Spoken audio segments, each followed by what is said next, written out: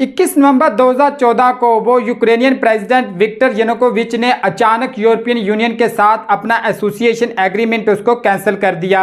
ये सिर्फ एक एग्रीमेंट ही नहीं था बल्कि इस बात की ज़मानत थी कि यूरोपियन यूनियन और यूक्रेन के दरमियान वो एक क्लोज रिलेशनशिप है जो कि इकोनॉमिकल भी है और इसमें दूसरे रिलेशन भी शामिल हैं।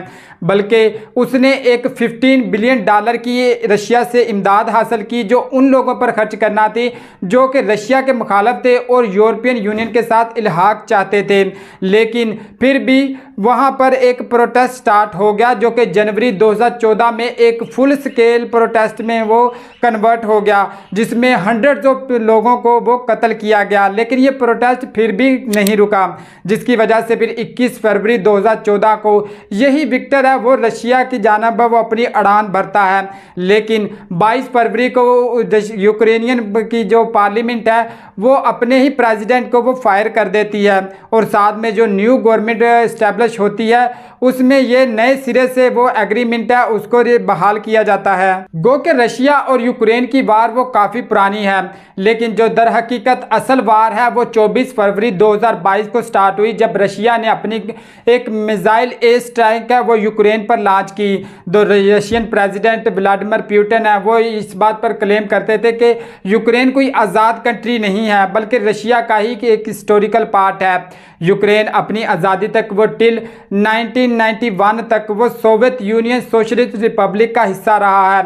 लेकिन रशिया की जानिब से हमेशा ही ये क्लेम किया गया कि जो यूक्रेन है वो कोई आज़ाद कंट्री नहीं बल्कि एक हिस्टोरिकल और जियोपॉलिटिकल पार्ट है वो रशिया का। यही वजह है कि इन दोनों ममालिक के दरमियान है वो वार हमेशा से चलती ही आई है। यूक्रेनियन प्रेसिडेंट विक्टर की वो दौरे हुकूमत के बाद वो यूक्रेन ने अपना इल्हाक वो नेटो के साथ शुरू कर दिया जिसे रशिया ने बिल्कुल भी पसंद ना किया और हमेशा से ही यूक्रेन को वार्न करता रहा कि वो नेटो से दूर ही रहे। लेकिन इसके बाद 2021 में वो रशिया ने अपने 1 लाख के करीब जो सोल्जर्स हैं वो यूक्रेनियन बॉर्डर पर लगा दिए जिसकी वजह से नेटो और यूएस ने वो रशिया को वार्न किया कि वो किसी भी तरह का मिलिट्री एक्शन यूक्रेन पर ना करे।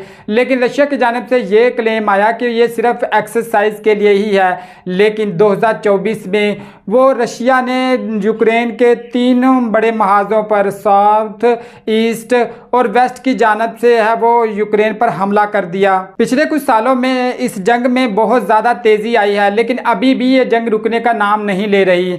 बेसिकली जो बड़ी रीजंस हैं इस जंग की वो ये 3 ही हैं। सबसे पहले है वो जियोपॉलिटिकल कंट्रोल क्योंकि रशिया अपना इस इलाके पर कंट्रोल हासिल करना चाहता है तो इसी वजह से ही वो इस पर हमला भी करता है। सेकंड नंबर पर है वो हिस्ट्रिकल कन्फ्लिक्ट।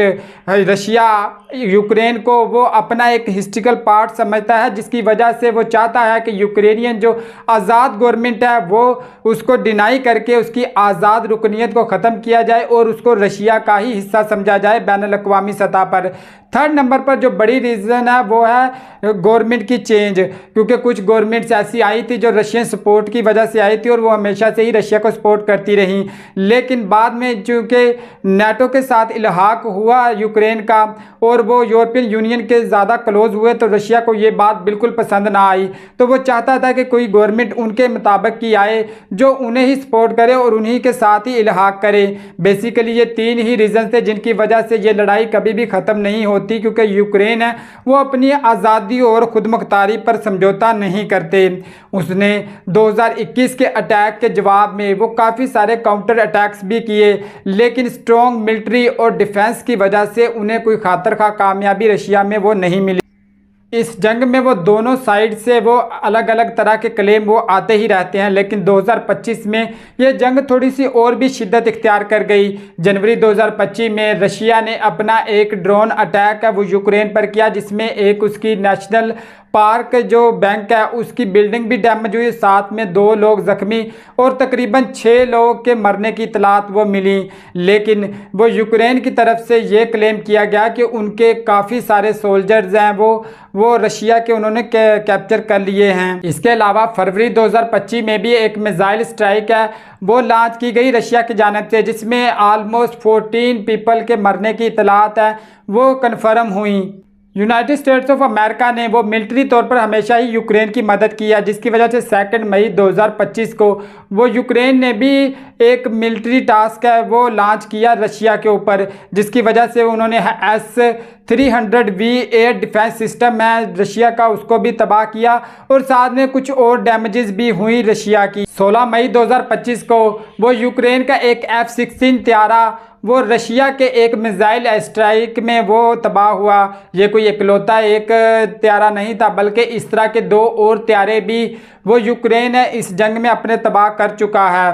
25 मई 2025 को रशिया की जानिब से तारीख का सबसे बड़ा हमला वो यूक्रेन पर किया गया, जिसमें उसने 69 मिसाइल, 298 जो वो ड्रोन्स और इस तरह के कुछ और भी इन्वेजन्स की, जिसमें तकरीबन 14 लोग हैं वो यूक्रेन के मारे गए। 2022 के बाद ये सबसे बड़ा हमला था रशिया की जानिब से। दुनिया के कुछ बड़े ममालिक जैसे कि चाइना और ईरान वो हमेशा से ही रशिया की सपोर्ट करते आए हैं, जबकि यूएस, यूरोपियन यूनियन और नेटो है वो यूक्रेन की सपोर्ट करते आए हैं रशिया के अगेंस्ट। वो कि नेटो ने वो हमेशा से यूक्रेन की मदद की है, लेकिन रशिया ने फिर भी कभी यूक्रेन को वो डायरेक्टली नेटो में शामिल होने के लिए वो रजामंद नहीं होने दिया। यही वजह थी कि 2006 में वो यूक्रेन ने अपने कुछ फौजी शामिल किए नेटो में, जिन्होंने इराक में अपने ऑपरेशन सर अंजाम दिए, लेकिन बाकायदा तौर पर नेटो में वो शामिल नहीं हुए। बहुत सारे कंट्रीज़ के ख्याल में अगर यूक्रेन है वो नेटो में शामिल होता है तो ये रूस के लिए एक बड़ा ख़तरा साबित हो सकते हैं। ये एक फर्टाइल लैंड है, जिसकी वजह से रशिया की हमेशा से ही इस पर नज़रें रही हैं कि इस ज़मीन को हासिल करके वो रशिया को वो एक ग्रेट कंट्री के तौर पर बनाया जा सके। गो के पहले भी रशिया एक बड़े कंट्री के तौर पर जाना जाता है, एक मिलिट्री साइट है, लेकिन फिर भी वो यूक्रेन पर भी अपना कब्जा जमाना चाहता